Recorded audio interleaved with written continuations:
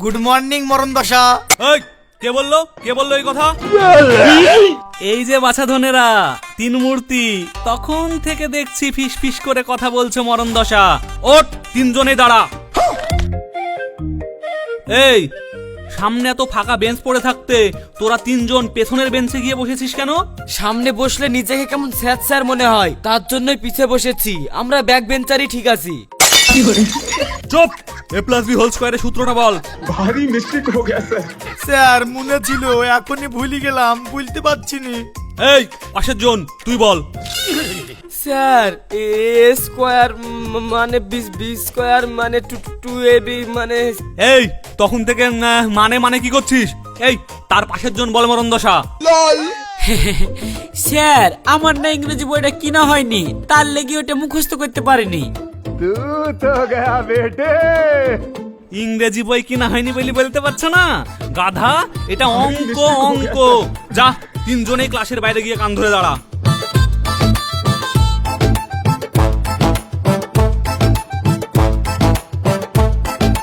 হাট!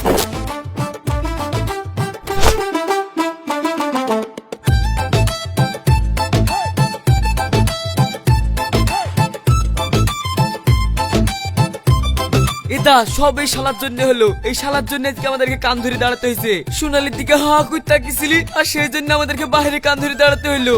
হ্যাঁ সোনালির দিকে আমি তাকিয়েছিলাম, স্যার আমাকে বের করতো, তোদেরকে শুধু বের করলে কেন?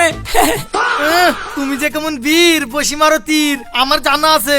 বলার মুরুদ নাই, শুধু তাকি তাকি দেখার মুরুদ আছে। ঠিক আছে থাম তোরা, আগে বল আসল জিনিসটা কে নিয়ে এসেছিস? মরণ দশা ক্লাস থেকে বেরোলে বাথরুমে কি টানতে হবে না? ফারুক তুই নিয়ে এসেছিস? না আমি সুযোগ পাইনি। আরে আমি লেসছি।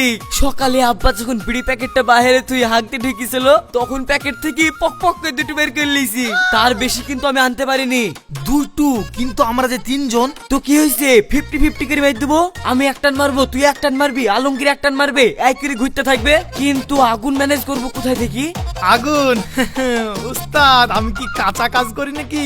রান্নাঘরে মার যে ডিসলাই ছিল, ওই দিককার বারুদ লাগানো সাইডটা ছিঁড়িলে এসছি, আর চারটি কাঠিও এসছি।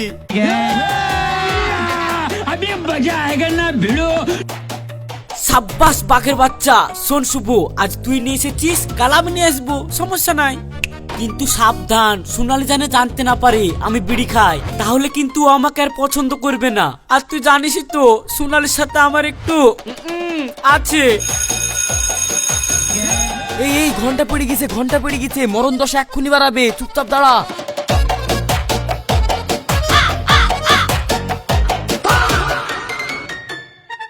মরণ দশা।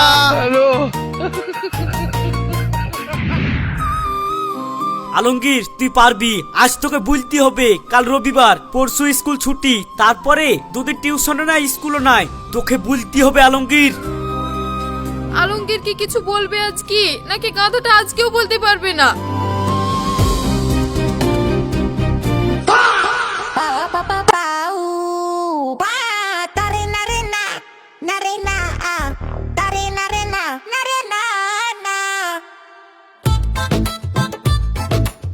কামান আলমগীর, তোকে বলতেই হবে।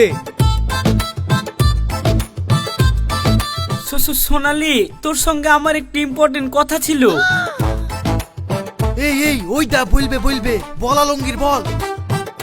কি বল? কি কথা? সিরিয়াস কিছু?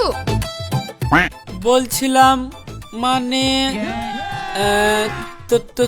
তোর কি মনে হয় কালকে কি বৃষ্টি হবে?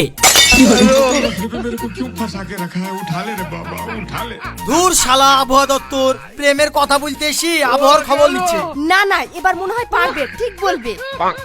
সোনালি তোকে দেখলে না আমার ওই মরণ দশা স্যারের কথা মনে পড়ে যায়।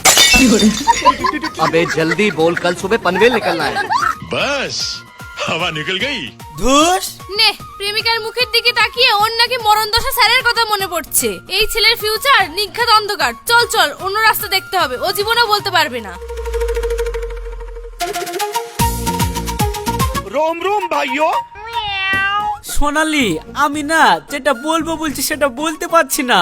থাক আলমগীর, তোর দ্বারা কিছু বলা হবে না। তুই এক কাজ কর, সামনে উচ্চ মাধ্যমিক পরীক্ষা, তুই একটু মন দিয়ে পড়াশোনা কর। সে তো করছি।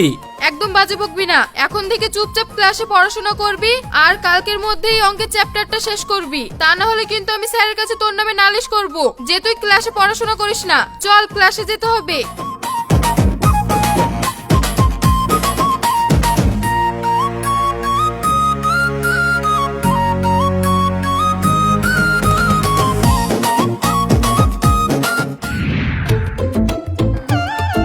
এ আলমগীর, ভিতরে প্লাস দে, প্লাস।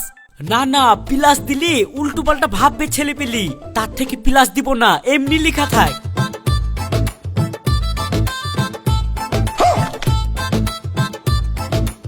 এ সিমরান, রূপা, তোদের কাছে ভূগোলের নোটস গুলো আছে রে? না রে, আমার কাছে তো নাই। আলমগীরের কাছে আছে কি জিজ্ঞেস করগা। এই আলমগীর, ওইটা সোনালি আসছে। আলমগীর, আমরা এখন চলে যাচ্ছি ভাই, তোকে কিন্তু এবার বুঝতেই হবে। এই আলমগীর, হ্যাঁ বল। এই তোর কাছে ভূগোলের নোটস গুলো আছে নাকি রে? হ্যাঁ আছে তো।